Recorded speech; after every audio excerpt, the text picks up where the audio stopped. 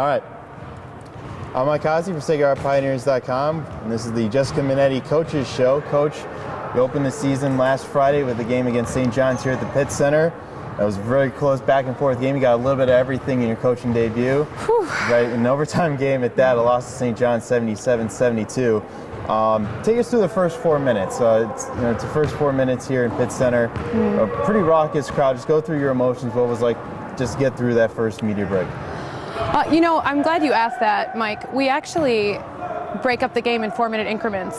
So I asked the team to play it 1 4-minute battle at a time throughout the media timeouts, and I think that was kind of the approach that I took too. When I walked out, it was obviously kind of a rush of emotions. It was very overwhelming. I was excited. There was nervous energy. I think the same things the players were feeling. And then once that ball was tossed in the air and we got that tip, it was game on. Total focus, 4 minutes, get down to business, win the 4 minutes, and just get to the media. It was a great game. Gabby Washington, who was returning leading scorer, had a great game. 26 points and 10 rebounds for her first career double-double. Made 3 key free throws late in regulation to force the overtime. Is this going to be her expected role? Not to be a double-double machine, but just to have right. that much of an impact on the box score? I think that she is a competitor. And whatever she needs to do for her team to be successful, she's willing to do. So if that means she has to score 26 in a game and have 10 rebounds, that's what she'll do. If it means she has to take a secondary role and set screens because she's being doubled to open up other players, I think she'll do that too. So I think in our system, she thrives. And it definitely opens up a lot of opportunity for her from an offensive standpoint. But she's a competitor, and I think she'll do whatever it takes to win. And she did enough to get NEC Player of the Week this week. She did. Also, Sacred Heart sweeping the Women's Basketball Weekly Honors in the conference. Caitlin Abella, 7 rebounds, 16 points. Yeah. Shot 50% from the field. Great debut for her. It was. We had a lot of expectations of Caitlin coming in.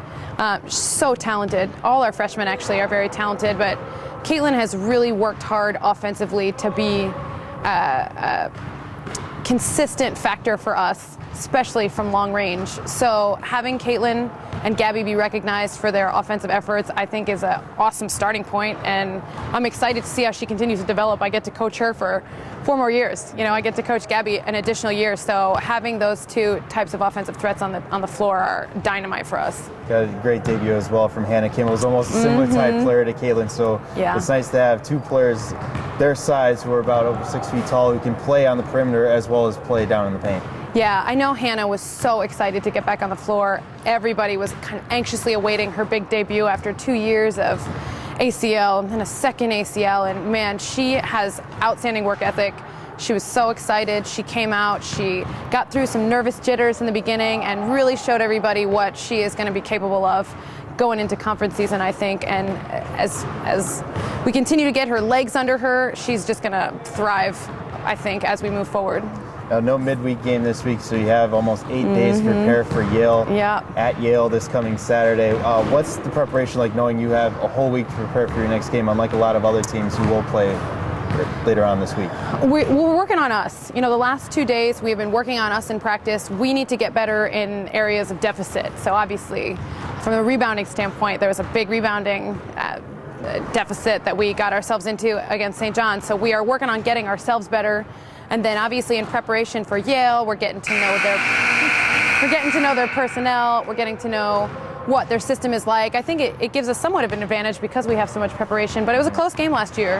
And if our kids can go out and play hard and give outstanding effort just like they did on Friday night, I think we could be successful if we bring that to the table. So you pretty much got everything out of your system now. The first game is under your belt. Yep. A little bit of everything going on in the game, having to coach late game situations, having to handle overtime and everything. Yeah. Saturday game will be a little bit more easier? I don't know if it'll be easier.